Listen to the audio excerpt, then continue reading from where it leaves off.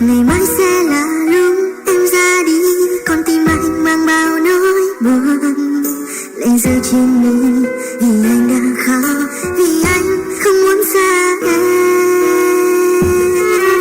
Ngày mai em đi, em có biết rằng anh và anh ngày mai mỗi người một nơi. Anh đã không dần nhiều từ ngày hôm qua, vì anh biết lúc em phải đi. Vì sẽ có người sẽ đến bên em mỗi khi em buồn, sẽ có người bên em mỗi khi em vui, sẽ có người thấy em quan tâm em mỗi ngày, cầu cho em luôn hạnh phúc nhé. Vì anh biết rằng em cũng sẽ yêu anh rất nhiều, anh biết rằng em không khi ta mất nhau. Nhưng dù số đã vậy thì đành không em ở đâu, anh sẽ mãi dõi theo người anh yêu.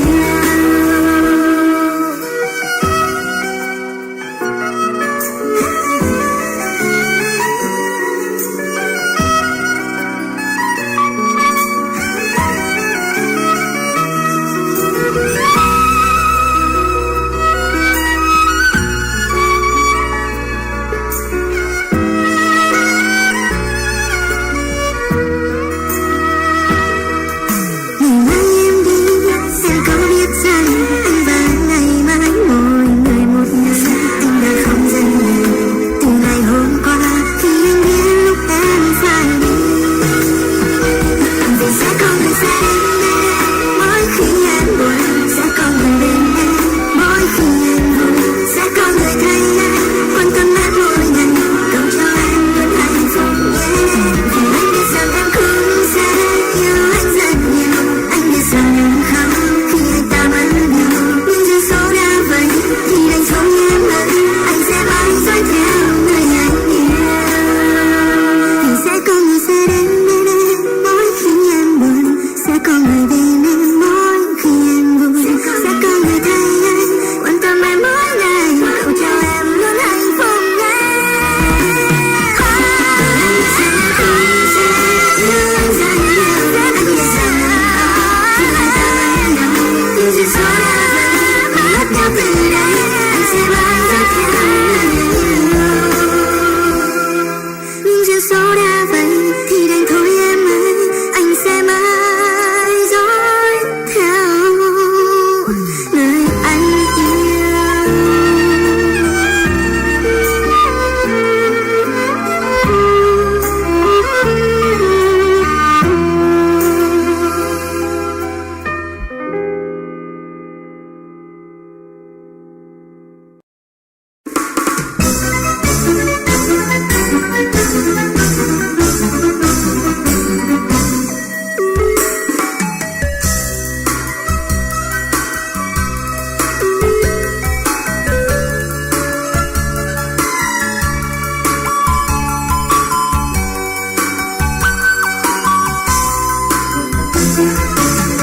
Chỉ còn gần em một giây phút thôi, một giây nữa thôi là xa nhau rồi. Người theo cánh chim về vui với đời, để lại thương nhớ cho kiếp đơn côi. Núi đồi lòng lòng chiều mưa nhớ ai, biển xanh vẫn xanh, người đi sao đành, để trong giấc mơ hồn anh thẫn thờ. Em ơi bao giờ mới được gần nhau, biết chi một đêm, tha thiết chi một đêm, rồi mãi xa nhìn chung. Lệ này cho em, hay lệ này cho anh, khi mộng ước không thành. Ngày buồn còn bao lâu, hay muốn đợi nuối tiếc, đến cuối cùng bên nhau. Biết em sẽ buồn vì thuyền anh không rời bến, biết em sẽ buồn vì mình chẳng có ngày mai.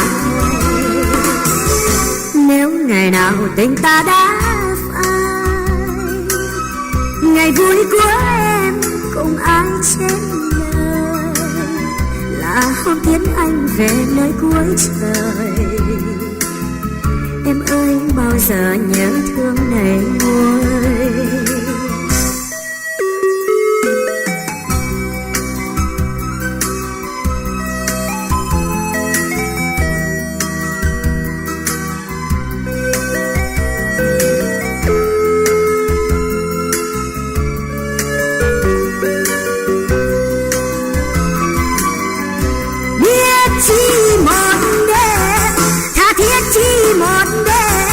Rồi mãi sáng yên trống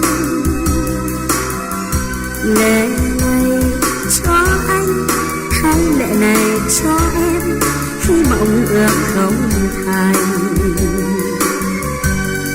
Ngày buồn còn bao lâu hay muôn đời nuối tiếc đến cuối cùng bên nhau. Biết em sẽ buồn vì thuyền anh chưa rời đến, biết em sẽ buồn vì mình chẳng có ngày mai. Nếu ngày nào tình ta đã phai, ngày vui của em cùng ai trên đời là hôm tiễn anh về nơi cuối trời. Em ơi bao giờ nhớ thương này nguôi, là hôm tiễn anh về nơi cuối trời. Em ơi bao giờ nhớ thương này nguôi.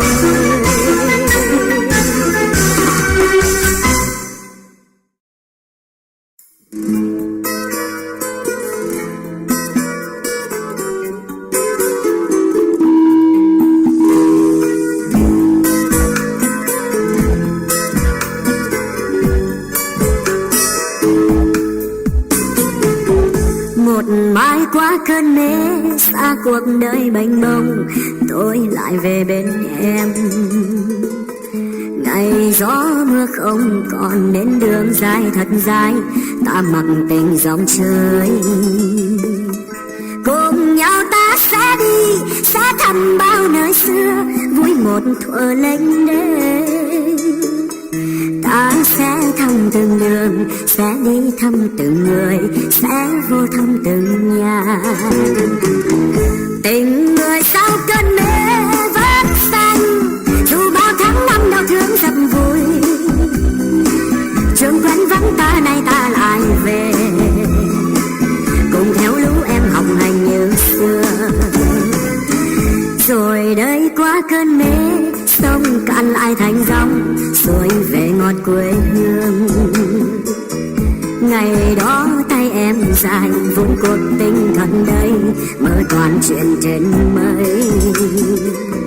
Còn tôi như cái chim sẽ bay đi muôn phương, mang về mầm xanh tươi. Khi lá hoa thật nhiều, trái yêu thương đầy cành, hãy đem cho mọi người.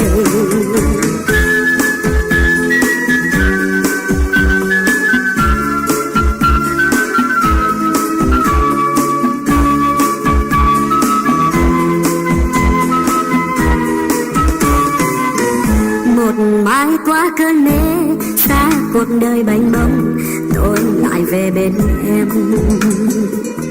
Ngày gió mưa không còn đến đường dài thật dài, ta mặc tình dòng chơi. Cùng nhau ta sẽ đi, sẽ thăm bao nơi xưa, vui một thuở lênh đênh. Ta sẽ thăm từng đường, sẽ đi thăm từng người, sẽ vô thăm từng nhà.